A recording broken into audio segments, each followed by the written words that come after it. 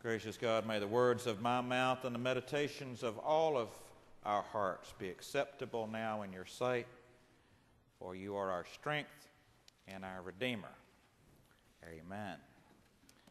When I was preparing this sermon, a song kept going through my mind. It was a rock and roll song from about 20 years ago, Mr. Big Stuff. Who do you think you are? You remember that song?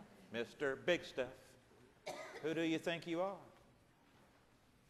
That's what this message is about. Some of you remember it back there. I'm not the only one. Jesus and his disciples had taken a break. They had gone up on the coast, up to the region of Tyre and Sidon to get away, and even there fame had preceded him, and persons came and begged for miracles, which he did. They then traveled back into the region of Caesarea Philippi, which was north of Israel, one of the great trading cities, and it was there that Jesus asked, "Who do people say that I am?" And finally, "Who do you say that I am?" And Peter gave the great confession, "You are the Messiah, the Christos, the Christ." And so now the disciples were making their way back south to Capernaum, the little village that was the home base for Jesus for 3 years. And they were walking along the road. It was disciples and others. There was usually a crowd of hangers-on that walked with them. And as they're walking along, Jesus overhears what they're talking about. And they're talking about who is going to be greatest in the kingdom of God. After all, Simon Peter has just said, "You are the Christ, you are the Messiah." And so they're thinking, this is great. What we've all prayed for. We're going to kick out the Romans. We're going to have a new Jewish state in our midst. We're going to rebuild the temple in Jerusalem. And I guess one of us will be Secretary of State. Another of us will be head of education. Probably Reverend Harvin will be head of the intellectual department.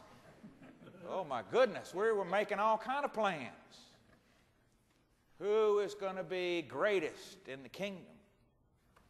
They get back to the house where they stay, or where Jesus stays in Capernaum, Peter's mother's house, and Jesus dismisses all the other folks that are traveling with them. It makes it very clear in this gospel and says he called just the 12 together. Has to teach them a lesson. He says, "What were you discussing on the road back there?" And they do what I do when I usually get caught up in a little bit of hubris. They start looking at their shoes, like this. He says, "Well, let me tell you something.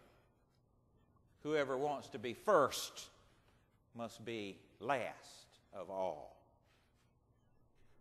And then he brings a little child and he sets it into their midst and says a very strange thing. "Whoever welcomes this little child in my name welcomes me. And whoever welcomes me, not only me, but the one who sent me." See, in Jesus' day, children are not like our children today. Today we romanticize our children. We think of them as little adults, and we put them in beautiful little outfits, and we think about their needs. And Anna has all of this age-appropriate stuff for a 3-month-old. I didn't know there was anything appropriate for a 3-month-old other than feed them and wrap them up. But there's all this age stuff, and they have to have just the right kind of toys. And there's a whole program now to make your kids smart. Y'all know all about this, you young mothers. Baby Einstein, right? That you put in just the right CDs and they watch that on television so they're not corrupted by other things. But in Jesus' day, people had a different vision of children. They were to be seen and not heard. They didn't have any rights. They were lowest on the totem pole. So when Jesus sets this child in the midst of the disciples, he says, unless you can accept them and accept the kind of faith they have, that pure, trusting vulnerable faith, you won't get into the kingdom of heaven. Jesus preaches servant leadership. Remember, he is the one who, at the Last Supper, takes off his outer shirt and with a towel and a bowl goes and washes the feet of the disciples. He takes on the role of the servant. Methodism probably should have made that our third sacrament. Baptism, Holy Communion, and foot washing. It's that important.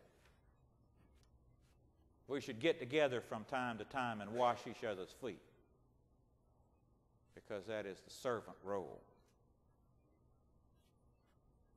We even, in our society now, have come to the point where we are crass. We've forgotten our manners. We no longer seek to be humble. We say to be haughty and proud is the way to go.